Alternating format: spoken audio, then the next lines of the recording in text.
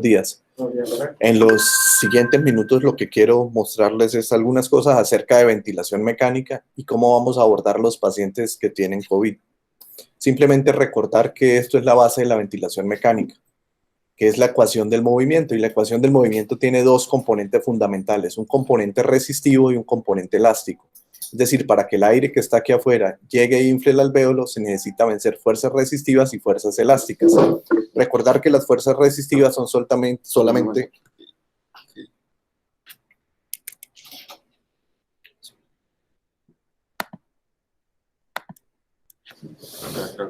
Ahora sí. ¿Lo estaban viendo? Estaban viendo, pero la mitad, que a algunos les salía la mitad.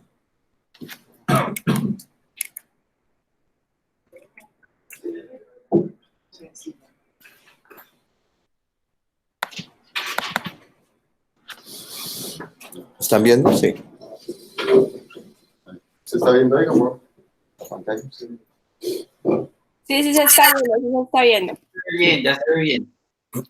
Bien, entonces continuamos. Les decía que la ecuación del movimiento es la base de la ventilación mecánica, y esa mecánica tiene que ver básicamente con fuerzas resistivas, y esas fuerzas resistivas son delta de presiones sobre flujos. Aquí abajo aparecen las fórmulas si uno quisiera medirlas, y la distensibilidad o la compliance, fuerzas resistivas y fuerzas elásticas.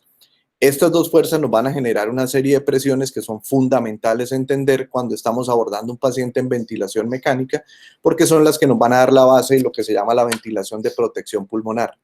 Esta es una curva de presión-tiempo en una modalidad de volumen controlado. Si ustedes se fijan, hay un ascenso progresivo de las presiones hasta llegar a una presión máxima, que sería la presión pico. Esa presión pico básicamente nos está indicando que se vencieron todas esas fuerzas resistivas y elásticas. Si yo cuando llego a ese punto, es decir, cuando ya inflé totalmente el alvéolo, cierro la entrada del aire y cierro la salida del aire, voy a tener la presión de retroceso elástico, que es la presión que más se acerca a la presión alveolar, que sería esto. Y esto lo vamos a llamar presión de meseta. Es fundamental entender esta presión de meseta porque es uno de los objetivos de ventilación de protección pulmonar. Esta presión de meseta nunca debe ser mayor de 30 centímetros de agua. Posteriormente viene la fase expiratoria, y lo ideal es que nunca dejemos llegar esa presión a cero, es decir, siempre hay que quedar por encima de la atmosférica para evitar que los alvéolos estén colapsando y abriendo cíclicamente durante los ciclos respiratorios. Un segundo componente de la ventilación de protección pulmonar es esta diferencia de presión que existe entre la presión de meseta y la PIP. A esta presión la vamos a llamar presión de conducción o presión motriz o driving pressure, que básicamente es un reflejo de la presión de distensión del alvéolo y un reflejo de lo que llamamos el estrés alveolar. Esta presión la ha venido trabajando Amato, un médico del Brasil, y encontró en sus estudios de SRA que si esta presión está mayor de 15 centímetros de agua, vamos a tener daño pulmonar y aumento de la mortalidad. Entonces, hasta aquí tenemos como tres conceptos de ventilación de protección pulmonar. Primero, la presión de meseta nunca mayor de 30 centímetros de agua en lo posible. Hay algunas excepciones, pacientes obesos, etcétera. En segundo lugar, la presión de conducción nunca debe ser mayor de 15 centímetros de presión de agua. Y en tercer lugar, siempre tenemos que tener algo de PIP, que más adelante vamos a ver cómo se titula ese PIP. Entonces, necesariamente tenemos que introducir al pulmón un volumen corriente, y ese volumen corriente va a ser absolutamente condicionante del daño pulmonar que podemos generar por el ventilador. Recordar con los estudios de Slutsky y Dreyfus que básicamente cuando nosotros distendemos o sobredistendemos un pulmón, vamos a generar daño alveolar difuso. Y a todo esto lo vamos a llamar BILI, que no es más que la lesión pulmonar inducida por el ventilador, que es la cantidad de energía entregada por el ventilador y esa respuesta del parénquima a esta energía. Esto ha venido evolucionando en el tiempo. Empezamos desde muy temprano con el barotrauma, por la década de los 70. Este barotrauma básicamente generaba un aumento de las presiones en el pulmón. Ese aumento de presiones nos va a generar edema, enfisema intersticial, nos va a producir neumotoras y neumomediastino. Entonces, lo que se buscaba en ese momento era no tener presiones altas para no dañar el pulmón. Posteriormente, con los estudios que ya hablamos de Slutsky y Dreyfus por la década de los 80, aparece el concepto de volutrauma, es sobredistender por volumen el pulmón. Si lo sobredistendemos por volumen, se va a generar daño alveolar difuso en los alvéolos.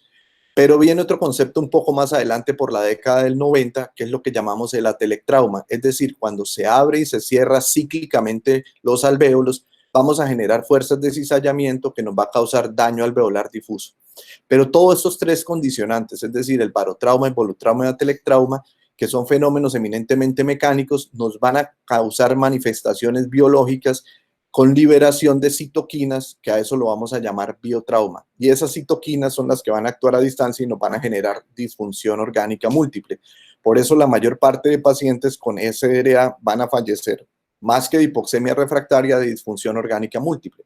Entonces, otra consideración importante cuando ventilamos a un paciente es tratar de no hacerle daño. ¿Cómo tratamos de no hacerle daño? Pues evitando la lesión pulmonar inducida por el ventilador, posiblemente manejando presiones adecuadas, no sobredistendiendo y generando un adecuado PIP para que no tengamos pues las fuerzas de cizallamiento. Todos estos conceptos se pueden resumir en algo que ha venido trabajando mucho el doctor Gattinoni, que es lo que vamos a llamar el poder dinámico o poder mecánico, que algunos lo han llamado ergotrauma, que lo vamos a desarrollar ahora un poco más adelante. Entonces, en resumen, ¿cómo podemos lesionar el pulmón? Lo podemos lesionar por barotrauma, por exceso de volumen, volutrauma, por apertura y cierre cíclico de los alvéolos, atelectrauma, por liberación de citoquinas, que es el biotrauma, y esto que es un concepto que aparece últimamente, que es muy importante, que es la lesión pulmonar autoinducida. Cuando la persona hace un impulso respiratorio muy fuerte, tiene un swing pleural muy aumentado, nos va a generar distensión de alvéolos con fenómenos de Pendelov y eso nos va a generar pues autolesión de los pulmones. Y esto posiblemente sea una de las cosas por las cuales en algunos casos tenemos que relajar a los pacientes. Miraremos también en el modelo de Gattinoni cuál es la importancia del sealing en los pacientes que tienen COVID, que progresan de una fase neumónica a una fase de SDRA. Está por otro lado la toxicidad por oxígeno, que la conocemos desde hace mucho tiempo, y algunos conceptos nuevos sobre miotrauma, específicamente cuando sobreutilizamos o utilizamos mal el ventilador, vamos a tener disfunción diafragmática inducida por el ventilador, y obviamente pues el ergotrauma, que es lo que hablamos de poder dinámico o poder mecánico. Entonces, ¿qué sabemos del volutrauma? Y tal vez fue una de las cosas más importantes en cuidado intensivo.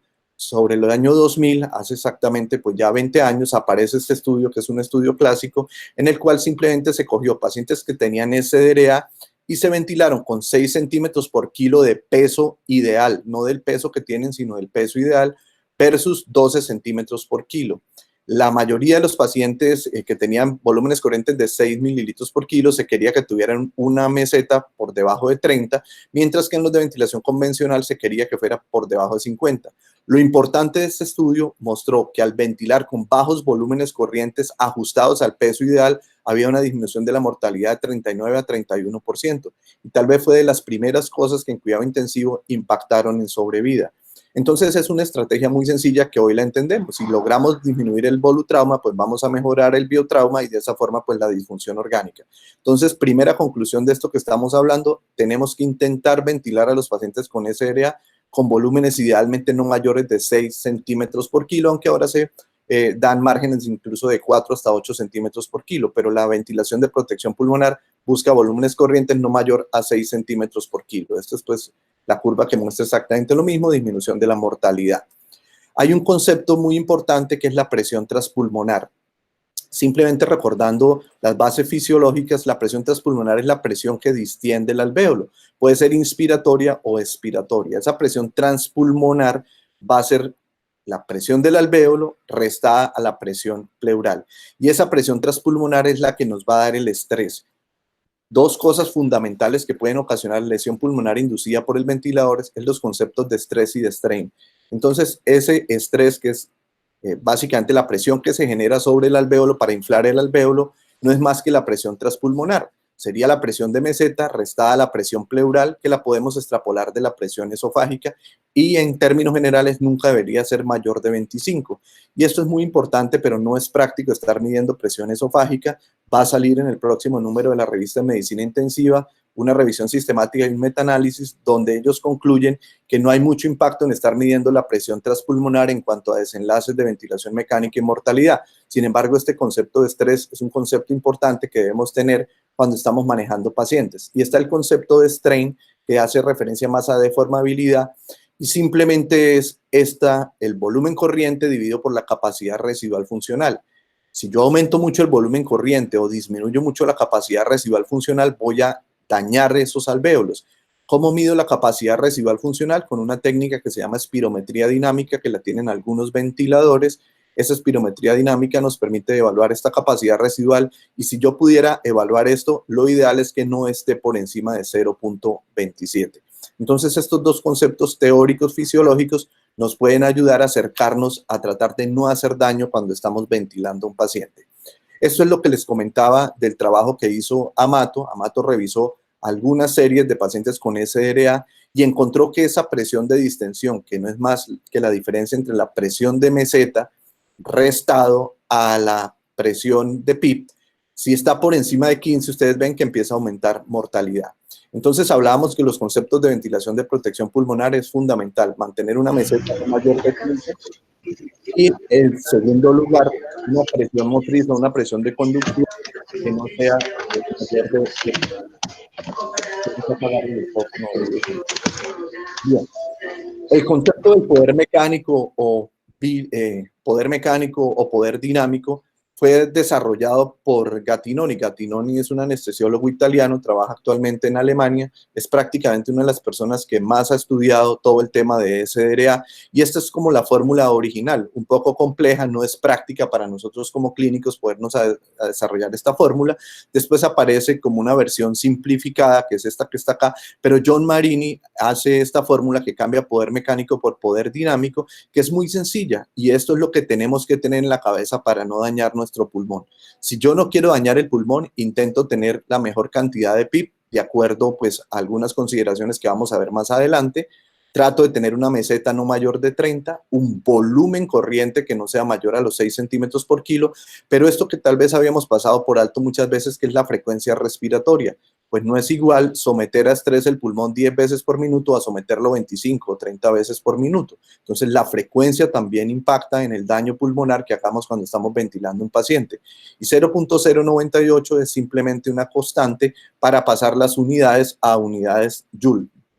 Entonces, en términos grandes, este poder dinámico no debería ser mayor a 12 joules por minuto en pacientes sanos. En pacientes enfermos se permite hasta 18 joules por minuto. Entonces, para resumir lo que tenemos hasta ahora, ¿qué es la ventilación de protección pulmonar?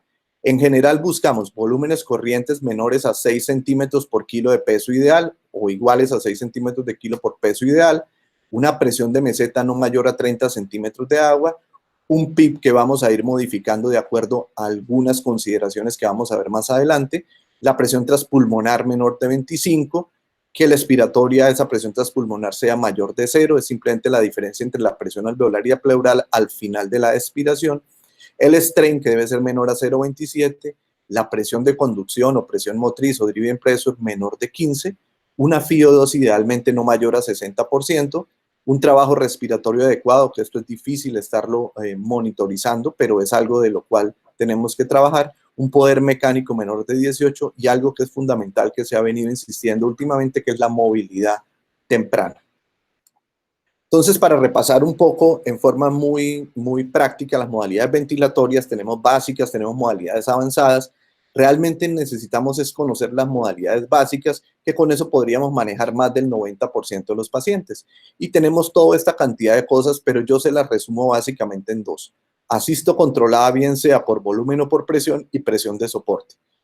Esto ya no se utiliza, CPAP pues no vamos a usar, y digamos que es poco frecuente que tengamos totalmente controlado al paciente. Con esta podríamos manejar toda la fase inicial de los pacientes con SDRA, y con la presión de soporte ya la fase cuando empezamos a que haga pues su actividad espontánea el paciente y empecemos a pensar en el proceso de liberación de la ventilación. Entonces no necesitamos modalidades nuevas, ni duales, ni APRV, ni ninguna otra cosa, sino con estas dos podríamos, digamos, abordar prácticamente todos los pacientes. Recordar que este es el ciclo ventilatorio normal, simplemente hacemos una inspiración, genera una presión negativa, y hacemos una expiración que genera una presión positiva. Esto es lo normal. Lo que hacemos con ventilación mecánica es básicamente dar una presión positiva. Estas curvas nos muestran una gráfica que acopla presión con tiempo, y si ustedes ven acá no hay ninguna inflexión negativa, lo cual nos dice que el paciente está controlado, es decir, no está haciendo ningún episodio de asistencia y simplemente está haciendo el número de frecuencias que nosotros programamos. En volumen controlado, que sería este el caso, vamos a programar el volumen. Lo que no sabemos es cuánta presión nos va a generar con ese volumen. Entonces ese volumen sería 6 centímetros por kilo para tratar de garantizar que no pasemos una meseta por encima de 30 centímetros de presión de agua. Esta es la morfología usual. Fíjense que hay un ascenso progresivo hasta que llega un pico. Si le ponemos pausa va a haber esta caída de la presión, hace la meseta y después viene la fase expiratoria. Aquí nos permite claramente medir la presión de conducción. Cogemos la meseta y le restamos el PIB. Si se fijan, el flujo de esto es totalmente cuadrado o flujo constante y es una característica del volumen controlado. Sin embargo, si me está generando muchísima presión para meter esta cantidad de volumen que yo prefijé, puedo hacer una estrategia de desacelerar el flujo. Entonces cambio la opción del ventilador y en vez de ponerle flujo cuadrado le pongo flujo desacelerante y eso me va a garantizar que introduzca la misma cantidad de volumen pero con menos presión. Entonces esto sería con volumen controlado. Con presión controlada, ¿qué es lo que yo controlo? La presión inspiratoria que le estoy dando al paciente. Le doy una cantidad de presión, lo mantengo en el tiempo. Una vez alcanzo ese tiempo inspiratorio, se abre la válvula y cicla a expiración. Aquí que estoy controlando la presión, pero no sé qué volumen me va a generar. Entonces, ¿cómo hago para regular el volumen? Aumento o disminuyo la cantidad de presión inspiratoria que le estoy dando al paciente. En esta modalidad, siempre el flujo, como lo ven a ver acá, es totalmente desacelerante. ¿Cuál puedo manejar? La una o la otra. Dependiendo de las condiciones del paciente, habrá algunos que les va mejor con volumen controlado, otros con presión controlada y depende también de la experiencia de las personas que estén manejando el equipo de ventilación mecánica. Con respecto a la presión de soporte, simplemente lo que hacemos es, en un paciente que ya está espontáneo, es decir, que tiene ya muy poca sedación o ninguna, desde luego no tiene relajación, etcétera, lo dejamos que inspire y cuando inspira se le aporta una cantidad de presión para tratar de vencer esas fuerzas resistivas y esas fuerzas elásticas. Es decir, para que el diafragma no tenga que hacer todo el trabajo, sino ayudarle a ese diafragma a que sea capaz de generar un adecuado volumen corriente, una adecuada frecuencia respiratoria y que disminuya el trabajo respiratorio. Esto es una modalidad sustitutoria parcial que la hacemos para ayudar al paciente en el proceso de liberación de la ventilación mecánica, cuando ya pasó esa primera fase que tenemos que tener posiblemente muy sedado a estos pacientes y en algunos casos relajados, utilizaríamos asisto controlado y una vez salgamos de esa primera fase nos vamos a la presión de soporte. ¿Cuánta presión de soporte ponemos? Aquella con la cual el paciente sea capaz de generar al menos 5 centímetros por kilo de volumen corriente, que su frecuencia respiratoria no esté por encima de 30 y que no utilice músculos accesorios. Mi recomendación es aprendan a mirar el esternocleidomastoideo. Si se está activando el esternocleidomastoideo es porque hay aumento marcado del trabajo respiratorio. Bien, ¿qué se conoce de lo del COVID? Pues muchas cosas, ustedes pues han podido leer, porque esta es una enfermedad que hay muchísima información, pero traje 3 o 4 cosas, digamos, como para puntualizar. Esta es la serie de China, la que pues salió en New England, 1099 pacientes, 15% tuvieron enfermedad pulmonar grave, 5% ingresaron a UCI, de esos 3.4 hicieron SRA, que es lo que nos preocupa mucho, 2.3 requirieron ventilación mecánica, 0.5% a ECMO y 1.4% murieron. Este es otro ya mucho más específico con neumonía, 201 pacientes, la edad media fue de 51 años, no fue tan mayores como lo que pensamos.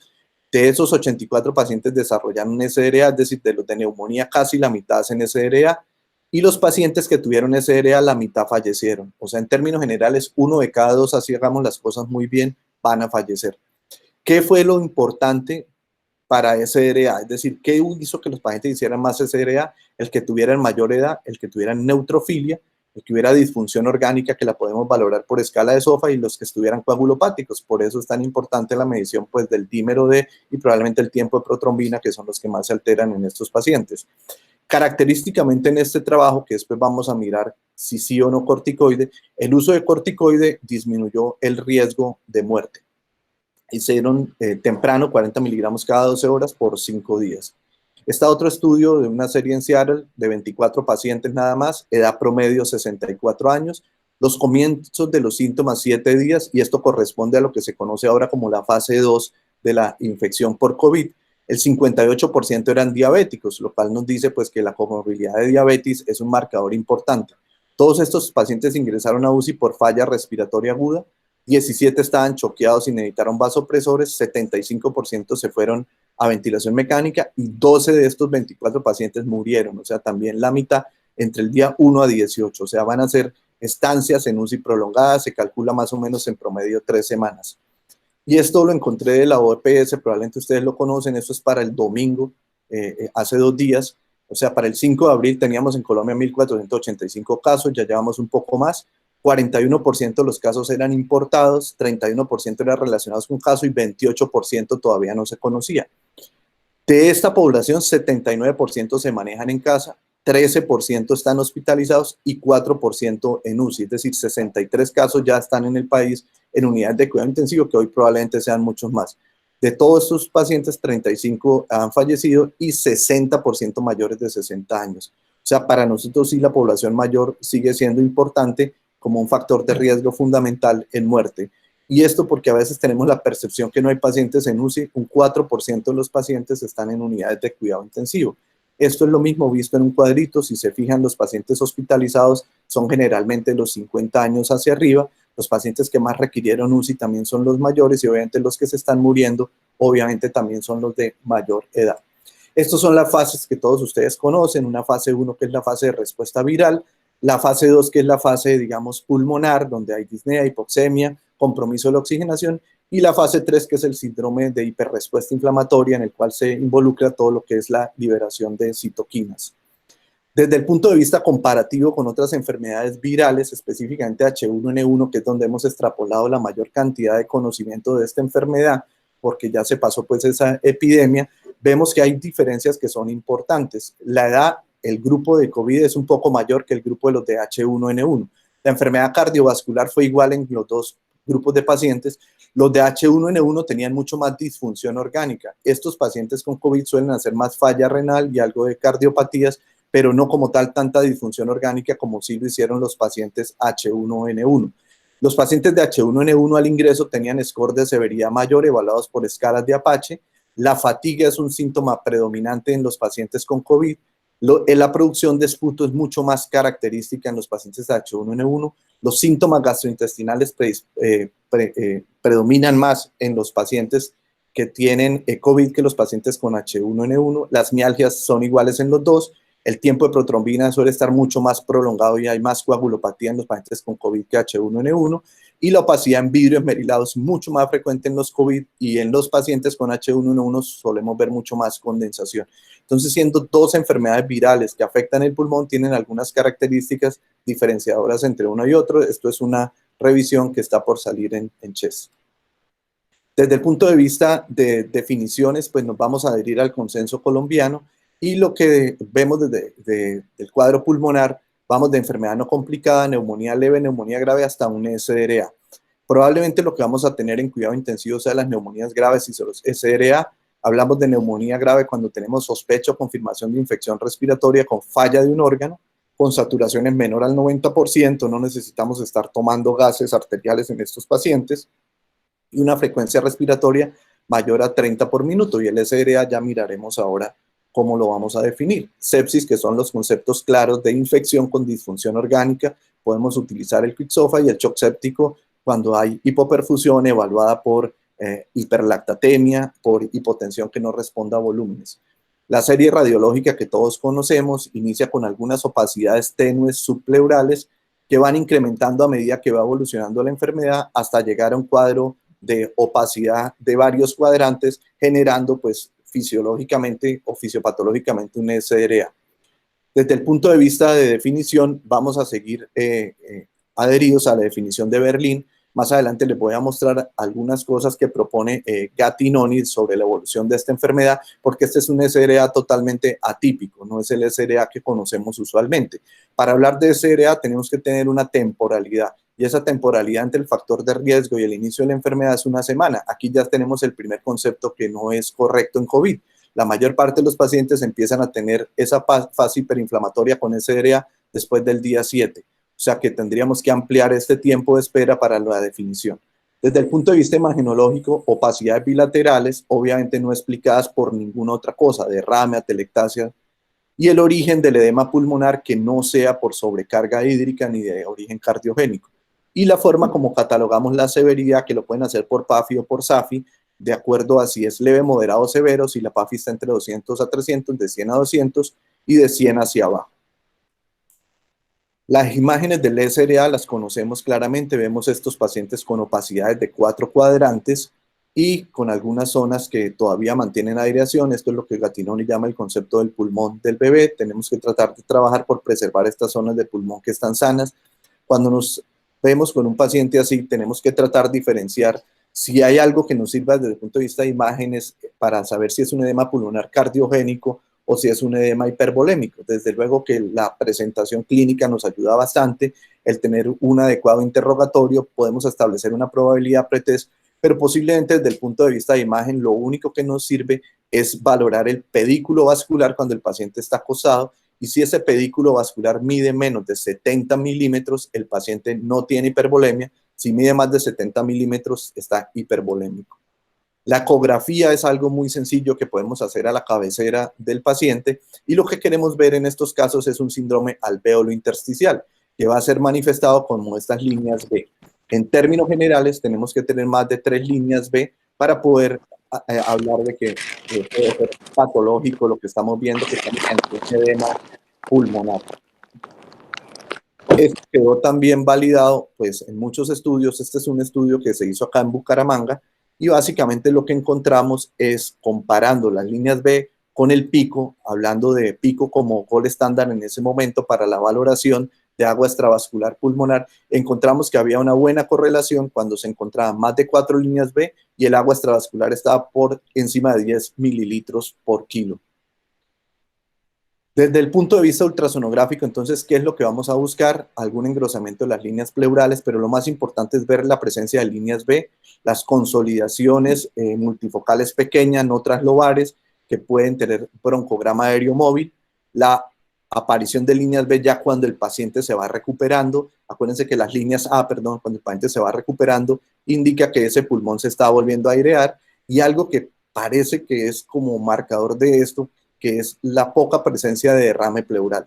Entonces es poco frecuente, al menos al inicio, el derrame pleural. Obviamente cuando sobrecargamos de volumen al paciente, cuando hacemos otro tipo de estrategias, que el paciente va perdiendo proteínas, etcétera, posiblemente empiece a tener pues derrame pleural, pero inicialmente no es usual ver derrame pleural en estos casos. Nos podemos ayudar cuando tenemos duda de la monitoría de pico. La monitoría de pico, lo que buscamos es básicamente establecer el agua extravascular pulmonar.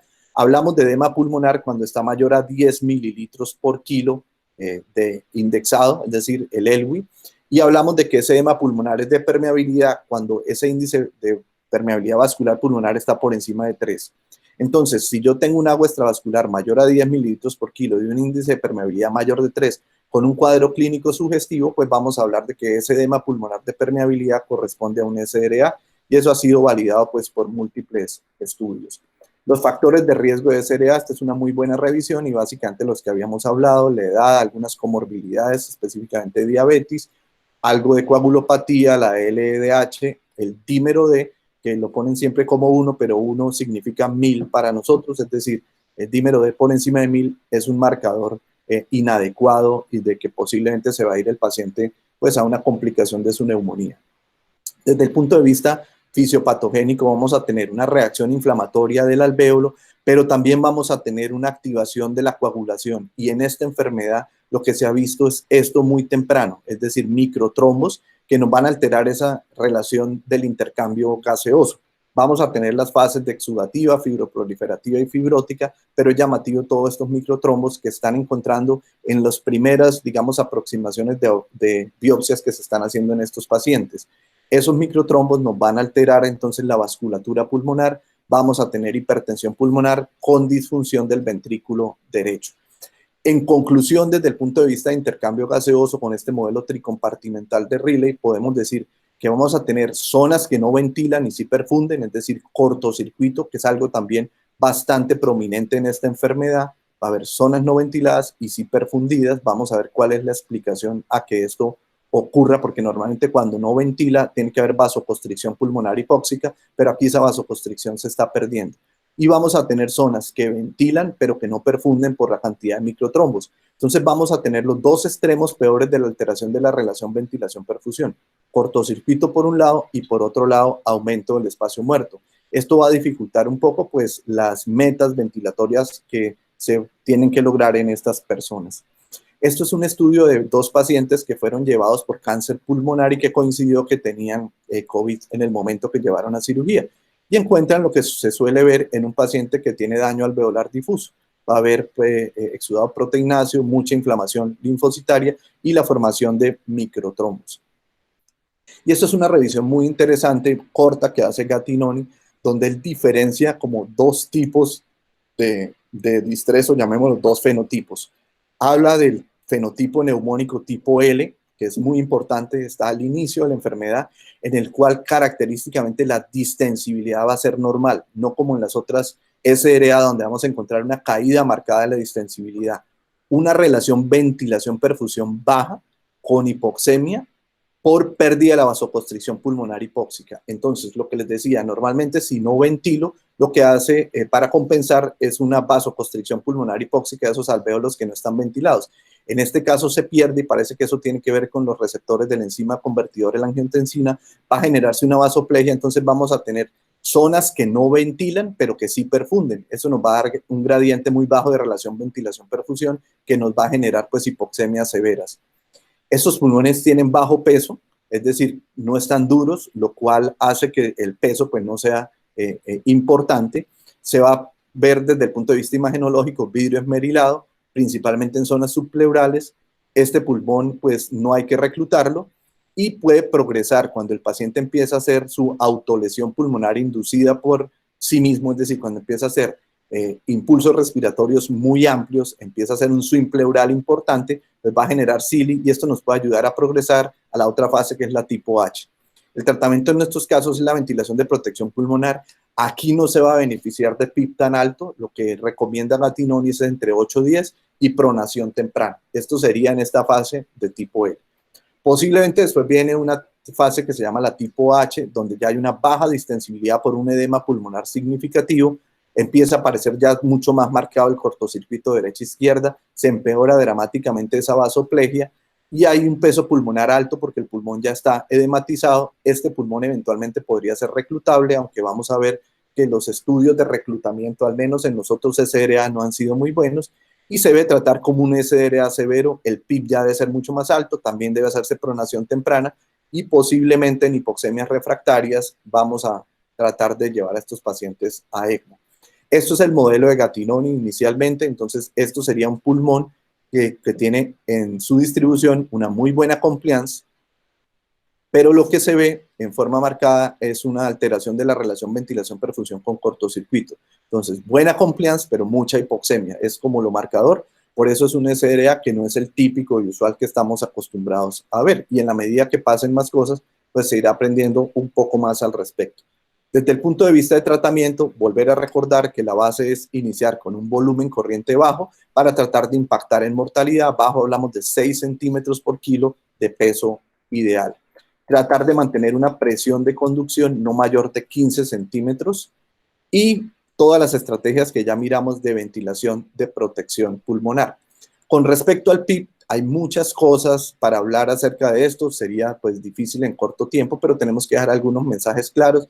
Están todos los estudios que se han hecho, Alveol, Lilov, Express, etcétera, donde la tendencia en SRA, si bien no impacta en sobrevida, sí es a tener PIB un poco más altos del usual, entre 10 y 14 podría ser el PIB que requieren estos pacientes y esto ha quedado validado pues en algunos metaanálisis. ¿Cómo dosificar el PIB? Muchas formas tenemos para hacerlo. Uno es buscando garantizar oxigenación. Objetivo de oxigenación entre 88 y 95%, y eso lo podemos hacer con la tabla del SRA-NET, que es la tabla que se utilizó para la dosificación del PIB en los pacientes que participaron del estudio ARMA, que fue el estudio que les mostré en el 2000 de bajos volúmenes corrientes. Pero también el PIB lo que busca es mejorar la distensibilidad del pulmón, entonces podemos titular el PIB para tratar de garantizar la mejor presión de meseta, intentando no sobredistender el pulmón. Si yo aumento el PIB y me aumenta mucho la meseta, quiere decir que estoy sobredistendiendo el pulmón y tendría que bajarlo. O lo podría dosificar si tengo catéter de presión esofágica, valorando la presión transpulmonar. Si hay espirometría dinámica, tratando de mantener una adecuada capacidad residual funcional para disminuir obviamente el strain pulmonar. Pero en términos prácticos, el mensaje es SRA moderado severo, poner PIB entre 10 y 15, y estos pacientes en etapa temprana que van a ventilación mecánica, que suponemos que están en una fase L, pues tendríamos que tener PIB por debajo de 10. y una presión de conducción o presión motriz menor a 15.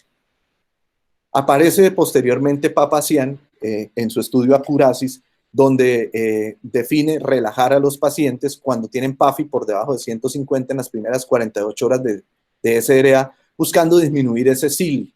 Y esto lo que se encontró básicamente es que había un impacto en mortalidad. Esto es un estudio hecho hace 10 años y esto era lo que queríamos. Esto es lo que les he dicho del swing pleural, esta presión negativa tan importante que se genera en pacientes que están ávidos de aire con un impulso respiratorio incrementado, que en ventilación mecánica lo podemos evaluar indirectamente por la P01. Si encontramos P01 muy negativas, ese paciente nos está haciendo un swing pleural muy importante y posiblemente eso nos serviría como para definir junto a otras condiciones si relajo o no el paciente. El año pasado, en mayo, aparece el estudio PETAL, donde mostró con una población mucho más grande que relajar los pacientes no tenían impacto en sobrevida. Entonces empiezan pues las eternas discusiones si sirvan o no los relajantes musculares. Definitivamente la conclusión actual es no usarlos rutinariamente en todos los pacientes con SRA, pero ¿en quiénes sí podría usarlos? En pacientes que a pesar de todas las estrategias adecuadas de ventilación, no logro acoplar muy bien a ese paciente, sigue con un incremento del drive respiratorio y con un swing pleural importante y está muy asincrónico. Ese paciente, si tiene una PAFI por debajo de 150 y está en las primeras 48 horas, debo relajarlo. Específicamente la recomendación es con una bencilisoquinoleína, que sería cisatracurio. La dosis de Papazian y de la Acurasis son dosis muy altas, nosotros usamos dosis más bajas. Mi sugerencia es entre 5 y 10 miligramos hora de cisatracurio. Desde el punto de vista de otros estudios que han impactado, sin duda la ventilación prona con este estudio que se llama ProSEVA, cuando se prona a los pacientes que tienen PAFI por debajo de 150, también en las primeras 48 horas de SRA, hay un impacto significativo en sobrevida de 32 a 16%. Esta estrategia hay que saberla hacer, es una estrategia que genera bastantes aerosoles, hay que protegerse muy bien con los equipos de protección para el personal. Y la segunda premisa es, deben tener estrategias de ventilación de protección pulmonar, es decir, volumen corriente bajo, y pronarse por un tiempo no menor a 16 horas para que tenga algún impacto. Esto sería como veríamos en los pacientes pronados, vamos a mejorar estas zonas dependientes y se va a acoplar mejor la relación ventilación-perfusión en estas zonas que logramos airear y eso nos va a mejorar la hipoxemia, pero no solo nos mejora la hipoxemia, sino que nos disminuye mortalidad de 32 a 16% y eso queda también validado con este metaanálisis. Con respecto a las estrategias de reclutamiento, el estudio ART definitivamente mostró que una estrategia de reclutamiento incremental de PIB aumenta mortalidad. Entonces hay que tener mucho cuidado cuando pensemos en estrategias de reclutamiento. Si las vamos a hacer, no puede ser con PIB incremental. ¿Cuáles son los criterios para iniciar soporte respiratorio en COVID? Estos son los que nos da la guía colombiana. El paciente que tiene disnea moderada grave con signos de trabajo respiratorio y uso de músculos accesorios, taquipnea mayor a 30 y algunos criterios gasométricos como una PAFI por debajo de 200 o una SAFI también por debajo de 200 o un fallo ventilatorio agudo entendido como algo de hipercapnia con un pH por debajo de 7,35. ¿Qué sistemas tenemos para tratar de mejorar esto? Está el oxígeno por cánula, los equipos de Venturi, las máscaras de no reinhalación, la cánula de alto flujo, la no invasiva, que desde entrada podemos decir que esto lo vamos a tratar de utilizar la menor cantidad de veces por todo el riesgo de aerosoles que se genera, la ventilación mecánica invasiva y el ECMO. ¿Cuáles serían las metas de oxigenación? En general, entre 88 a 92% serían nuestras metas de oxigenación y una PCO2 menor a 60 con un pH por encima de 7,20. ¿Qué recomienda la guía que salió el fin de semana de la Organización Mundial de la Salud? Recomienda que debemos tener saturaciones entre 94 y 96%, es decir, ni muy bajas ni muy altas en estos pacientes. Y recientemente New England publica este artículo de terapia de oxígeno conservadora versus terapia de oxígeno liberal y fue un poco sorpresa porque pensábamos que la terapia conservadora le iba a ir mejor, pero definitivamente no le fue mejor. La terapia liberal de oxígeno, cuando se busca tener saturaciones un poco más altas, tuvo mejores desenlaces que cuando se trata de tener terapias conservadoras con más probabilidad en la terapia conservadora de isquemias mesentéricas.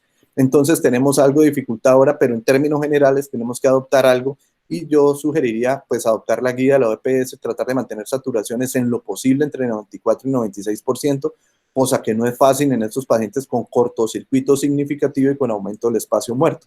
Pero intentar llegar pues a esas saturaciones serían las metas de oxigenación cuando ponemos en ventilación mecánica. Definitivamente la terapia con alto flujo, en lo posible, pues no utilizarla, si la vamos a usar, pues por tiempos cortos, y la no invasiva también en lo posible no utilizarla. ¿Qué nos quedaría entonces? Ya hicimos nuestra estrategia de ventilación de protección pulmonar, ya pronamos, ya relajamos, y el paciente sigue mal, no logramos los objetivos de oxigenación que queremos, pues nos tocaría llegar a ECMO o a un verdadero respirador con membranas de oxigenación extracorpórea. Esto es básicamente el estudio César, donde hubo algo de impacto en sobrevida, y el EOLIA, que definitivamente pues, no hubo un impacto en sobrevida, pero sí de ese estudio se puede sacar que pacientes que tienen hipoxemias refractarias de difícil manejo con las demás estrategias de no respuesta, que llevan menos de 7 días en las estrategias convencionales, si los pasamos a ECMO podrían tener alguna utilidad, pero vamos a ver cuál es la experiencia que se ha tenido de lo poco que se ha publicado de ECMO en pacientes con COVID. Recordar que cuando nos exponemos a pacientes tenemos riesgo de infección y estos serían los procedimientos de alto riesgo que pues ya todos los conocemos, de generar aerosoles, como el hecho de hacer nebulizaciones, el poner cánulas de alto flujo, equipos de no invasiva, algunos procedimientos como endoscopia, broncoscopias, etcétera, y las estrategias que tenemos para tratar de disminuirla. Cuando estamos en urgencias tenemos que definir entonces qué pacientes llevamos a la unidad de cuidado intensivo, y esto es tomado de la guía del consenso colombiano de cuidado crítico, que me parece que es muy sencillo y podemos adoptarla nosotros. Mirar y hacer un triage en urgencias. Identifique si el paciente cumple criterios, valore los signos vitales y básicamente mire la escala de NUS modificada entre 5 y 7, eso fue modificada porque se le añadió, digamos, edad, y un Quick-SOFA mayor de 2, ese paciente básicamente tendría criterios para ir a una unidad de cuidado intensivo.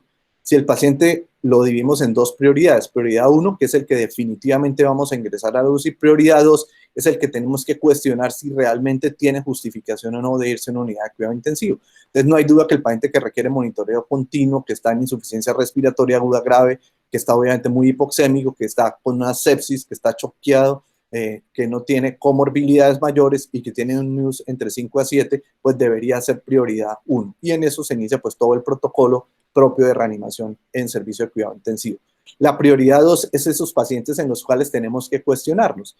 Entonces, una cosa sería la edad mayor de 80 años, pero la edad como dato aislado no es importante. Hay que mirar la comorbilidad del paciente, su estado funcional, etcétera, para ver qué tanto se beneficia en un ambiente reducido de ventiladores mecánicos de llevar a este paciente a unidad de cuidado intensivo. Por el principio ético de justicia tendríamos que mirar si es lo que más conviene o podremos de pronto dar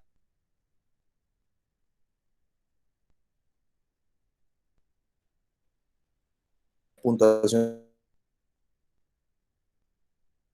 no presenciado cuando hay un deterioro cognitivo severo de base. Y esto es muy importante porque si nos acortamos la tabla de la población colombiana, la mayor parte de gente que se hospitalizó eran pacientes por encima de 60 años, los cuales generalmente tienen comorbilidades significativas y tienen también deterioros cognitivos. Enfermedad neuromuscular avanzada sin posibilidad de tratamiento, enfermedad maligna metastásica, muy importante aquí en nuestro centro, donde tenemos una gran afluencia de pacientes con enfermedades neoplásicas, pacientes con inmunodepresión avanzada irreversible, eventos neurológicos severos irreversibles y algunas comorbilidades como EPOC, con baja volumen expiratorio forzados, como fallas cardíacas, como fibrosis pulmonar, como hepatopatías, etcétera. Me parece que esta lista de prioridad 2 es una lista fácil de tener, en la cual podemos consultar rápidamente cuando tenemos dudas de si vamos a seguir o no haciendo una terapia avanzada o si definitivamente mandamos al paciente a una terapia de oxígeno con manejo por medicina paliativa. Esta sería la escala de NUS modificada, aparece pues en la guía AMSI y es muy sencilla de hacer, simplemente saturación y signos vitales. Desde el punto de vista de medidas de protección, siempre debemos establecer un circuito para traslado de pacientes, eso ya lo tenemos en el protocolo de la clínica. Idealmente ingresar en habitación con presión negativa, no tenemos habitaciones con presión negativa aquí en la clínica. Equipo, y prácticamente en muy pocos sitios del país se cuenta con este tipo de habitaciones. El equipo de protección pulmonar mínimo, pero más que tenerlo es utilizarlo muy bien y saber quitarse bien el equipo, la bata, los guantes, el gorro, las gafas, los tapabocas N95 cuando nos exponemos a aerosoles, los tapabocas quirúrgicos en las situaciones usuales, los lavados de manos de acuerdo a los momentos, los 5 momentos de la OMS, limitar el número de personas que atienden el paciente, esto es fundamental, la menor cantidad de personas atendiendo, y cuando hay un paro y hay que hacer intubación, etcétera, no más de 3 personas en el área donde se está haciendo pues todas las maniobras de intubación, etcétera. Evitar al máximo todos los procedimientos que generen aerosoles, minimizar la aspiración de secreciones y evitar, obviamente, ventilar con presión positiva o ambú, sobre todo cuando no está intubado el paciente, ni está inflado el neumotaponador, ni se tienen filtros inspiratorios y expiratorios para esto.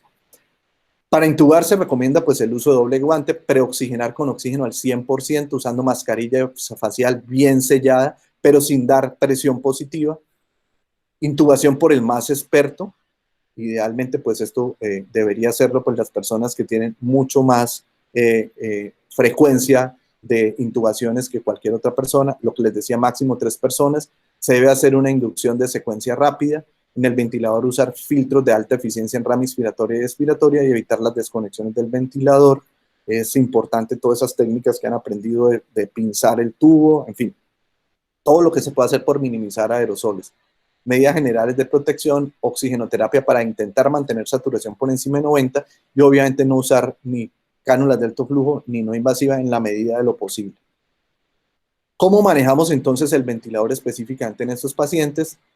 Nuevamente lo intubamos por personal experto con todos los equipos de protección personal. Hacemos la secuencia rápida con relajación temprana. Aquí podemos utilizar o succinilcolina o rocuronio y obviamente pues algún otro inductor, llámese propofol, en fin, el protocolo que se tenga en cada sitio.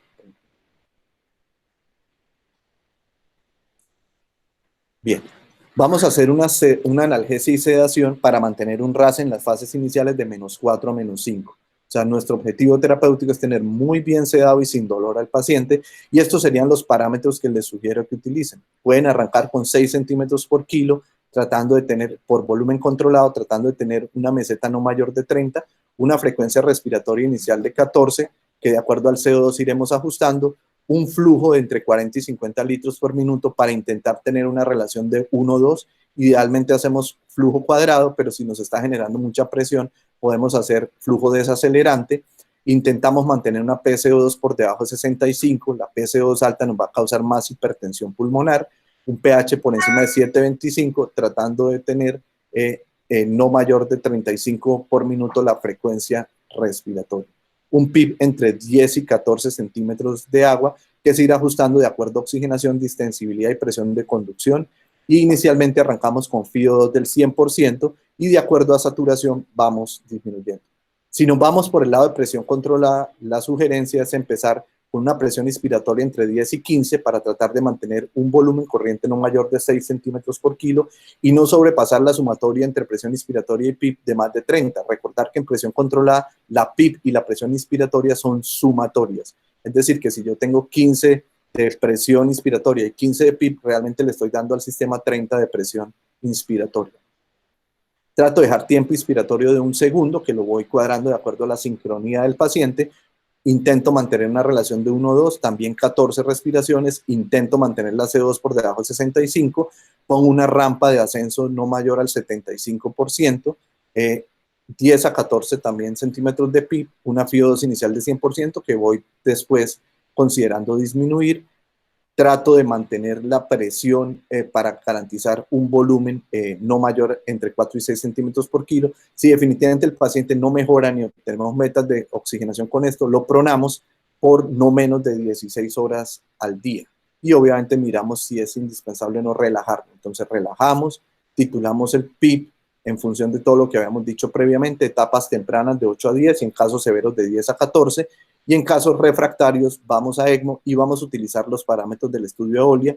Y es muy importante que después de la fase temprana de reanimación hagamos líquidos restrictivos. Pero no se trata tampoco de mantener deshidratados a estos pacientes porque vamos a empeorar la función renal de ellos. Pero sí hacer una adecuada reanimación temprana y después ir a líquidos restrictivos, que la mayor parte de expertos recomiendan no tener un balance neutro o un balance negativo de al menos 500 centímetros en 24 horas.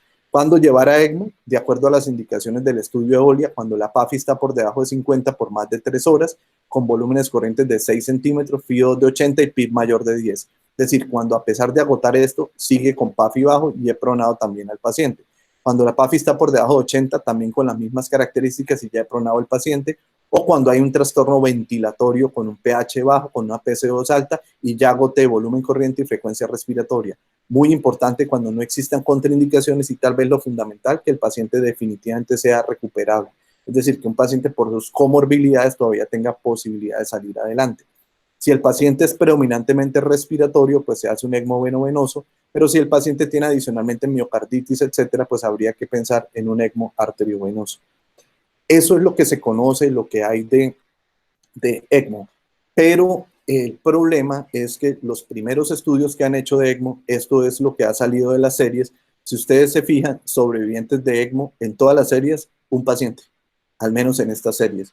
O sea que el panorama obviamente no es tan bueno, pero tenemos esa alternativa, tenemos aquí en Bucaramanga ECMO, tenemos un grupo de excelencia en ECMO, pero esto lo deja a uno un poquito preocupado. No se han llevado muchos pacientes a ECMO, pero por ahora la sobrevivencia no es muy alta. Está la campaña Sobreviviendo a la Sepsis, que la traje para mirar un poco el tema de medicamentos. No recomiendan definitivamente ningún medicamento. Está la guía colombiana, donde ustedes ya saben pues, que se recomienda los antimaláricos totalmente discutibles si tengan utilidad o no, básicamente el Caletra, pero eso es lo que manda pues, la guía colombiana y probablemente es a lo que nos tenemos que adherir. Desde el punto de vista de corticoides hay muchas, digamos, aproximaciones a esto.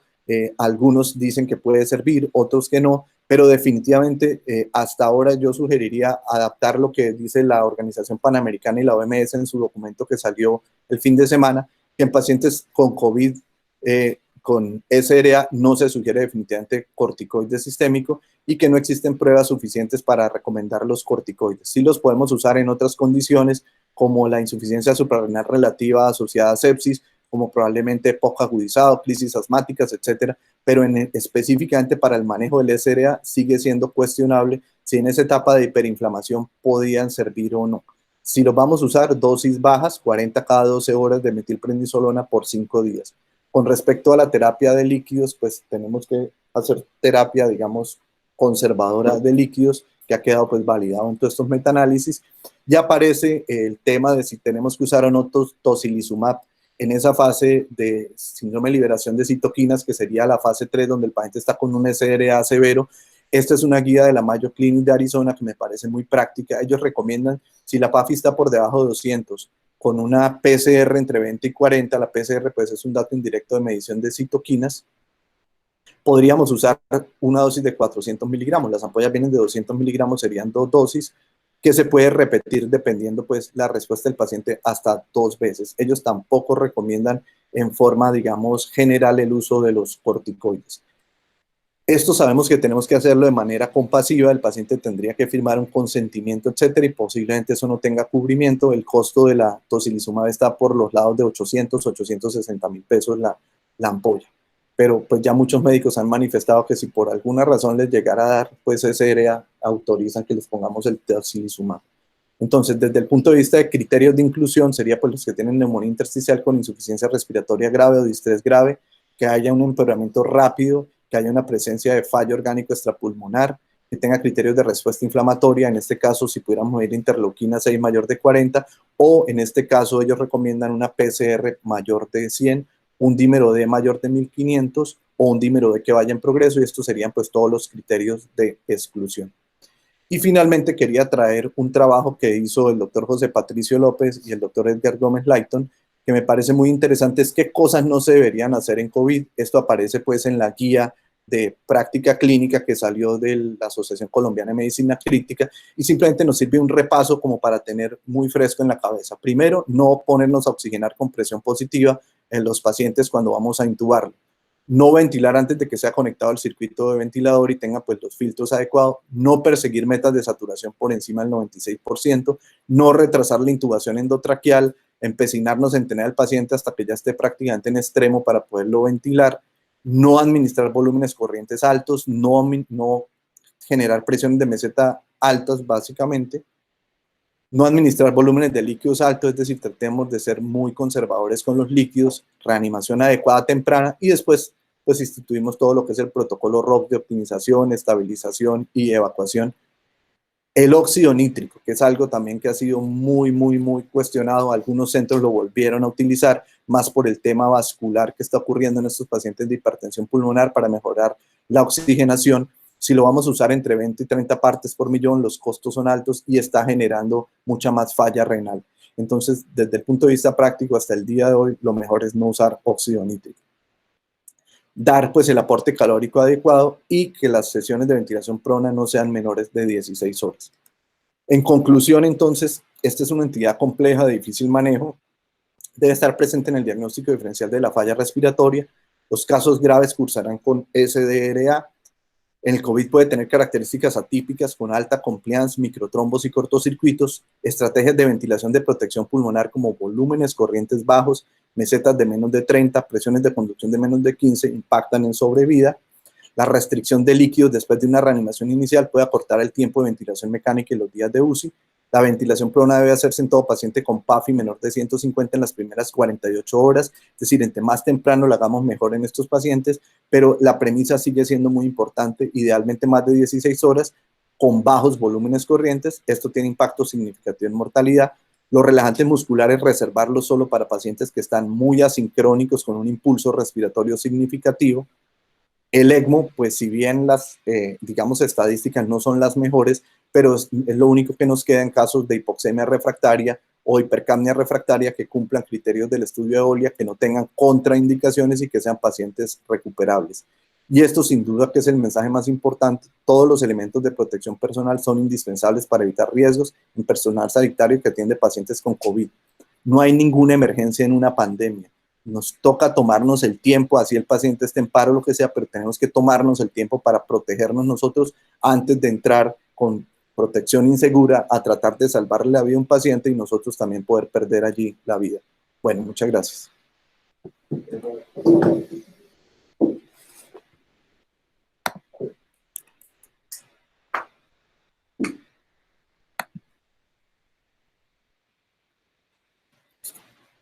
Listo. Todo listo. Muchas preguntas.